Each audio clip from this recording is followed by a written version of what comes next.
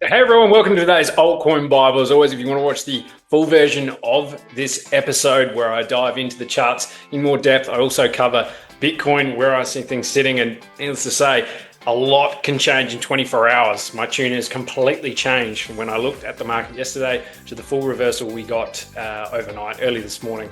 We've had a close beneath the 100-day moving average on Bitcoin. So as long as that is the case, I'm very risk averse on altcoins. If that changes and Bitcoin is back moving up, I think a lot of these altcoin setups that looked like they were bottoming yesterday will continue upwards. But there's some altcoins out here that look okay and still look like they have a bit of strength versus some others which are continually moving a little bit lower, and we're sort of moving into a support turn resistance situation where the rallies are moving into now that resistance, and we might be going lower, or at least we're starting to just chop around and find that bottom. Because in all honesty, the capitulation that we've seen on altcoins recently has been pretty horrific.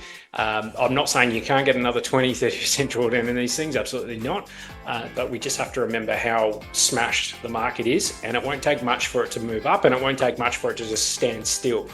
So if Bitcoin has a move down of 10-20%, maybe to 90, 70, 80,000, who knows, it'd be very, very fascinating to see how altcoins behave. I still think they drop, but do they fully recover that wick that we've seen of late? Sui's a great example here, this massive wick they have. Do they go lower than that? I'm not sure. I reckon they wick into that area, maybe go lower, form a lower low, but the RSI is making strong bullish divergence, and we have an escape out of that.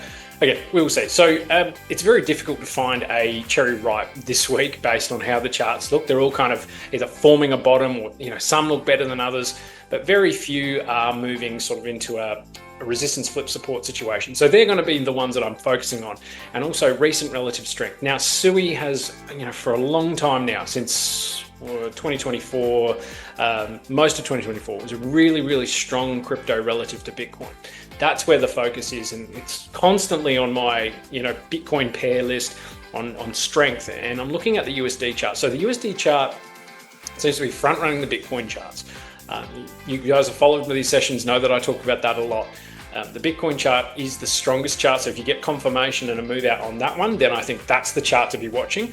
But watching the USD chart can also be helpful because it may give you an insight to, this is showing a bit of life. Now I go over and look at the Bitcoin chart and go, all right, it is now looking really good on that chart. It's flipping a resistance and support. I think this has legs. That's the type of thinking you can look at. If we think of Sui here, the USD downtrend was broken, in my view, back over here on the 10th of Feb. You can see that there. And what it's done, which I really like, is it's flipped this resistance overhead into a support level. You can see here, this through here, it's now gone up and confirmed here. It's also closed above, I think it did anyway. No, it hasn't yet. Once it gets above that 10 EMA on the USD, I think it's going higher. Right now, though, it's in a sort of breakout. Now coming back just to confirm the breakout. That's what I like. If you're looking for entries, I think along here, still have to be a little bit careful, but I think there's a reasonable risk reward buying into the support and down here as well. Does it get back to the 200? Well, probably if Bitcoin has its moves down a little bit lower. But Sui's trying to move. Safer entries would be up here, but ultimately above these. See this moving average here and this moving average there, and also this peak. If you get above this level here, and that's anything above $4 really. If you get that flip, resistance and support, that's where you can get really aggressive, because after that it's likely going higher, and there's a higher high, higher low uptrend. That's the way I'd be looking at it. Take profit levels. I would just be looking where the volume is. And I think overhead, if you're buying down here, you want to be taking a little bit of profit around the $4 mark, and then 480, and then we'll see where it goes around there. Now, danger zone for this week, you can kind of use this as a bit of a mirror for the more high spec section of the crypto class, including meme coins. I'm just going to look at Dogecoin just as an explainer of what I'm seeing and what I don't like. Now, that said, this could very well be the bottom for Doge, but we need to wait for confirmation for that. And why this is a danger zone, it's right on edge. So we can see this in a lower high downtrend. It's had that really big crush, and it's trying to climb its way back out. But what has it done?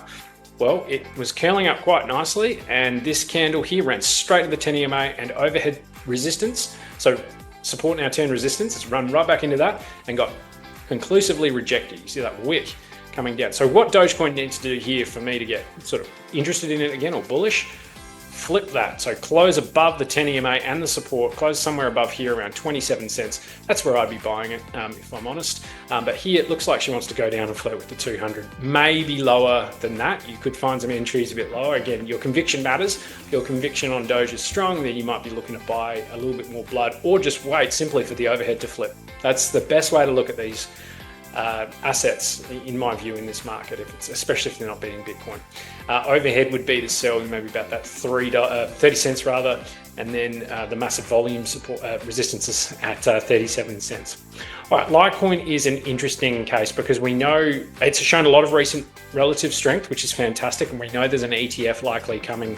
It's probably the first cab off the rank in terms of the approval. So that matters, and there's a bit of strength in the market after that big capitulation wick down here.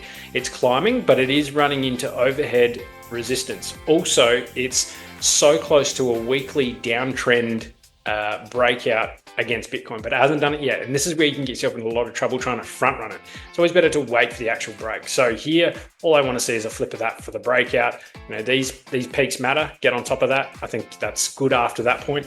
Also, you'd see the RSI here, but you still want to manage risk and just be careful. But that's where I get interested. Also, if you're just looking for maybe value, you want to get in a little bit early. It's all about positioning here and managing risk, guys. But here at support's actually a really good spot. Might get down to the shorter term moving averages at the 20 and the 10, or these will just catch up. Might just hold itself up here until it's ready to go. And you could get something in the volume cluster down here, but I'd be a bit worried if it gets into this area that she's trying to weaken and go lower.